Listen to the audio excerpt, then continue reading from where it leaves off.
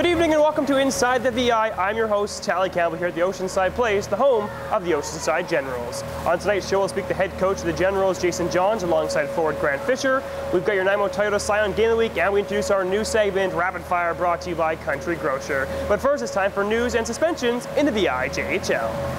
In suspension news, Oceanside Generals forward Matthew Jalabert was suspended 1 game for a game misconduct in the last 10 minutes of the game Wednesday night. He is eligible to play in the next Generals game.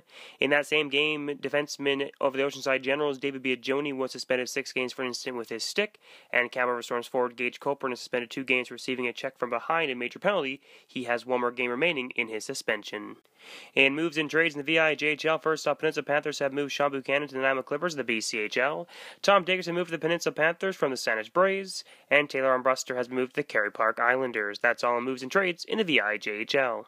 I'm now joined with the head coach of the Oceanside Generals, Jason Johns and Grant Fisher. Jason, you're 1-7. Talk about that.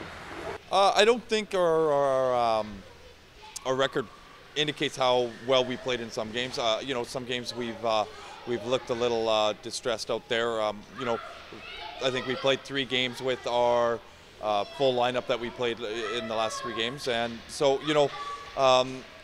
the 1-7 record isn't indicative of how we play sometimes. We got a great compliment from Kerry Park where they said probably the toughest team we played so far with them. So we're happy with the progression we're doing.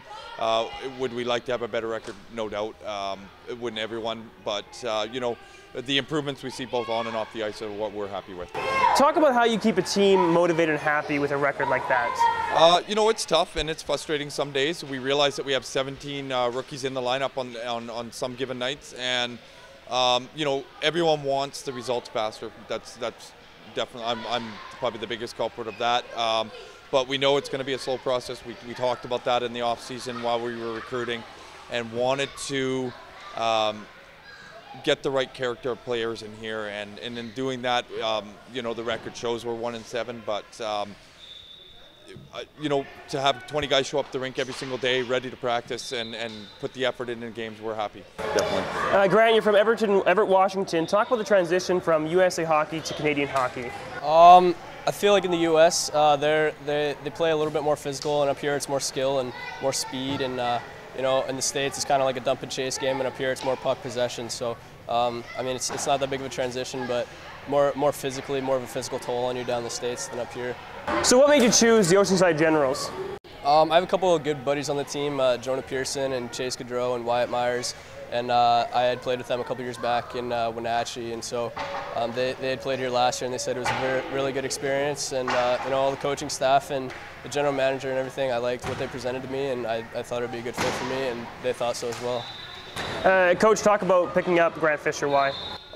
We saw him in spring camp, and then he came to main camp, and he's a player that has skill. He might be short in stature, but he's huge on skill and heart, and he gives it and contributes every time he's on the ice, and he's a game changer when he's out there, and we saw that from day one. And when he committed to us and we committed to him, we were totally happy. Last season you were the assistant coach of the Nanaimo Buccaneers. This year you transitioned to head coach. Talk about the transition from assistant coach to head coach. It was under Brad Knight, and I learned a lot of knowledge from him. He's a great coach. I'm happy for him that he's got the job down in Victoria. He passed on some great things to me. I'm always looking to learn and get educated for sure.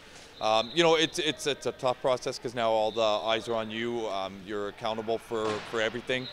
And but I like that challenge. I've been a head coach most of my life, and I feel comfortable in that role. And just trying to pass on my knowledge to the kids and do what we can do up here. Grant, talk about your playing style, your weaknesses and strengths as a hockey player. I'm one of those players. I'm pretty fast. I'm a fairly good skater, and I think of myself as pretty skilled, and I can shoot the puck pretty well. I'm one of those guys that's willing to give 100% every time I step on the ice and do whatever it takes to win. If that means blocking shots and just getting bumps and bruises, then so be it. It's as long as the team's doing well and that I'm helping the team do well, and that's really all that matters to me. Talk about some of your goals in hockey. Where do you want to end up? Obviously I want to end up in college, playing college hockey. I want to just help myself and help the rest of the guys improve and get better and get noticed. And So that's really my ultimate goal, is just to move up and continue to get better and improve every day. Coach, you were in that position at 15, but something changed for you. Something was a little different, your story. Kind of explain that. I was the kid that didn't get drafted, didn't get the looks that I thought I deserved. Took the attitude of I'll show them, and walked away from hockey. But you know, at my age now, there isn't a day that I don't go by and regret doing that. So I try to pass that knowledge on. That it slips away from you really quickly. There's a short span of when you can take your skill and use it for the right reasons, and it can benefit you in hockey and in life. And I don't want to see these kids look back on their hockey career when they're my age, or when they're kids on the ice, and have any regrets. So. Grant, talk about your favorite NHL teams, the LA Kings. We won't give you too much flack because you are an American boy. Why the Kings, though? Being from Seattle and everything, the Seattle area, you either root for the Canucks or one of the California teams. So I just like the way they play. I like how they're always one of those teams in the playoff that always just goes as hard as they can and just does whatever they can to win. And it seems to be working for them. And they got a lot of skilled guys and a lot of veterans in the lineup. And they're just a solid team all around. Do you idolize your game after any King player?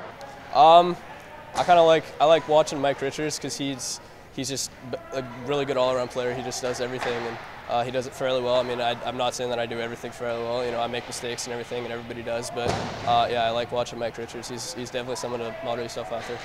Who's your favorite NHL team? I don't really have an NHL team that I'm favorites for. I think it goes game by game. I'm more of a coach guy. I like the coaches. Mike Babcock down in Detroit, he's a fellow Saskatchewan guy. I like Boudreau. I thought he got a rough haul in Washington, but going down to Anaheim, he's shown what he can do as a coach. I think I'm more like being a coach, and I idolize the coaches and see what they do for teams, and that's what I find in any team. And lastly, Coach, this Sunday you take on the Peninsula Panthers, an 0-6 team. Talk about your mindset going into that game. Our mindset's the same as if we played Campbell River, who are 6-0. We're just worried about what we need to do. If we play our game and come out and put 100% effort in and do the things that we do, we'll be okay. I don't think 0-6 is their record probably predicts or shows how good of a team they can be. So we're not going to underestimate them. We're going to just work on the things that we need to do, take care of our business, and the score will take care of itself. Awesome. Good luck, gentlemen, the rest of the season. Appreciate it. It's that time for the Nanaimo Toyota Scion of the game. It's Saanich Braves taking on the Nanaimo Buccaneers. It's Dolman with the puck, and it comes out. Now Doney will try to carry it over the red line. He's got Richardson with him. He's got Richardson and Liam Craig. And Doney shoots, and Nolan Richardson right on the doorstep there as Ward couldn't control the rebound. Really gives him a cross check there.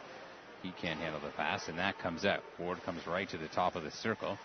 Oh, nice play. Oh, he's going to get Brendan Ward. He got caught top of the circle trying to control the puck there. Deep in the corner. Buccaneers doing a great job killing the clock here. It's just north of 4 minutes to go in the third period. Nanaimo 2, Saanich 0.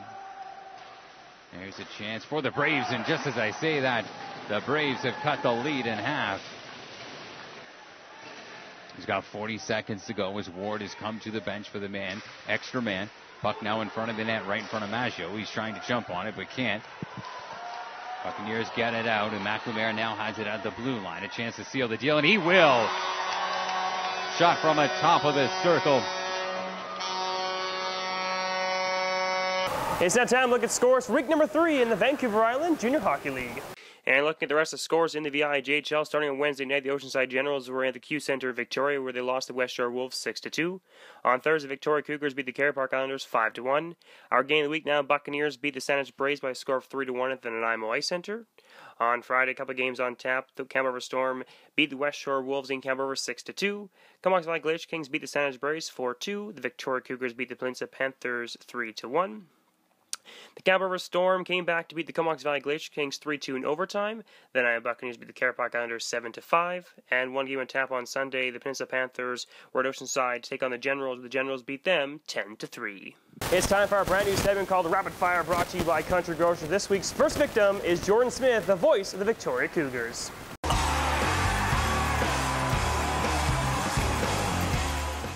It's now time for Rapid Fire, brought to you by Country Grocer. We're here with Jordan Smith, the voice of the Victoria Cougars. Pizza or hamburgers, Jordan? I'm a simple guy. Pizza. Gretzky or Crosby?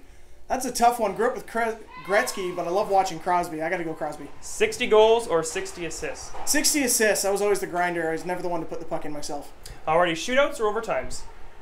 I see the merits of both. I like the shootouts to end the game nice and quick, but you got to love the overtime. Alright, 10 VI championships or 1 Cyclone?